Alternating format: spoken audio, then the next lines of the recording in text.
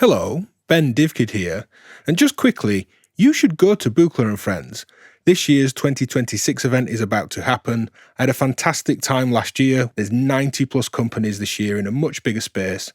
Let's have a nice conversation with Todd Barton and get yourself to Buchla Friends.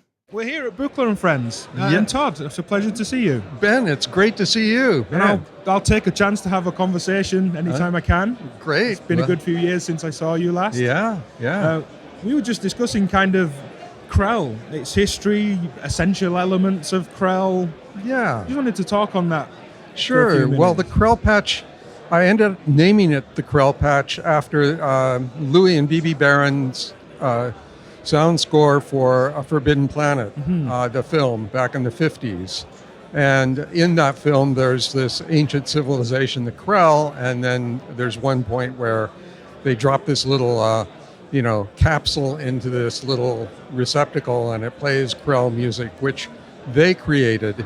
And their Krell music came from these little circuits that they built, and that they would actually self-destruct. They were like tube circuits, and they would start. And Bebe said, the first one they built, there was no sound for quite a while, and they finally gave up and went back to working, and about an hour later it started to make sound because it's all based on feedback. Then it grew and it grew and it grew, and it got louder, and it bifurcated and went all over the place, and then it blew up. So it's this lovely kind of electronic component swan song almost. It's the dying sound of the parts. Absolutely.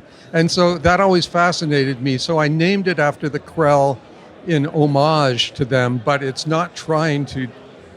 My Krell patch, which I just stumbled onto, I wasn't setting out to create this patch, but it doesn't go through those life changes. Yes. It's sort of perpetual motion thing. Yeah. But it's perpetually changing, and that's what I love about it. I mean, some things fade in, they fade out. There's flurries, there's arabesques, and again, I hadn't set out to do that, but after messing around one day and turning the knobs just right, all of a sudden it started, almost, there was an organic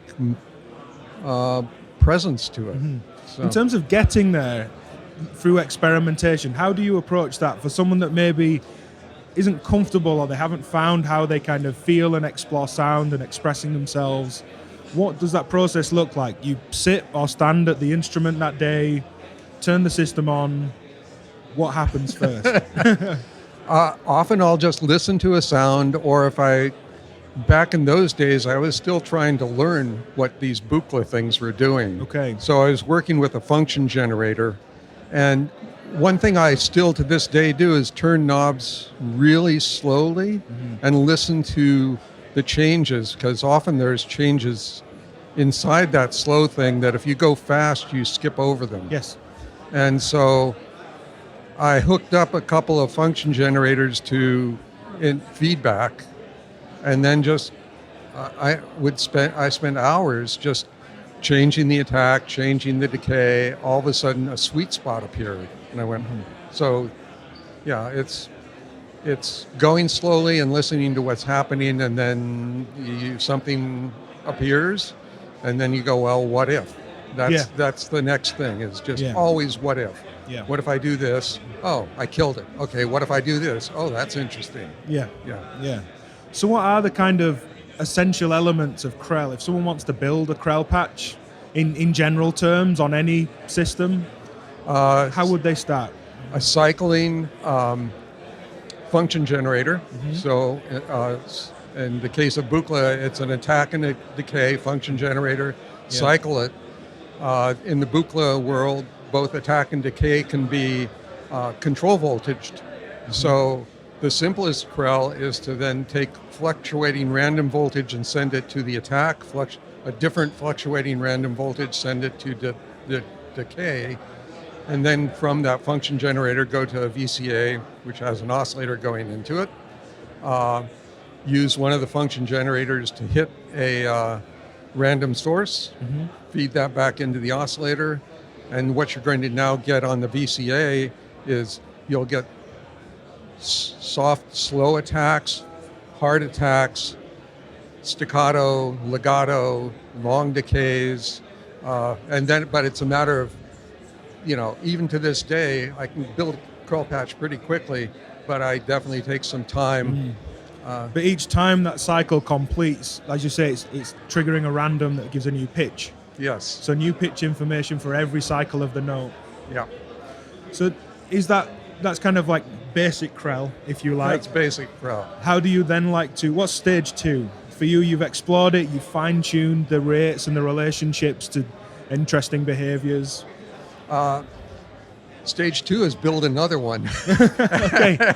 Yeah, and have them interact, or use the the random voltages that are coming out of the function generator to then go to filter or timbre. You can expand just that by taking those, inverting it, sending it to other pitches. So, Yeah. Well, I hope that helps people, have a reference to the man that created the Krell patch, some of its history, helping people explore. I've been inspired and taken a lot from your work over the years. Oh, well, and it's a thank you, pleasure Ben. to speak. Pleasure. And you've always said follow the sound. Yes. You had a new term yesterday, it was touch the sound, I believe. Yeah, oh, good ears. I remember you said it yesterday. Yeah.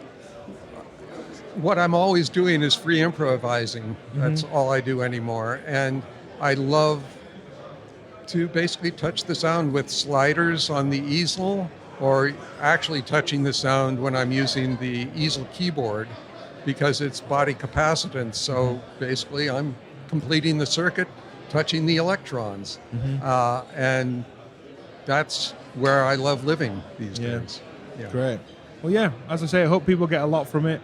Thank you for your time. Thank and you, all Ben. you've done over the years. It's a pleasure. Pleasure, Ben. Thank you very much. Thank you.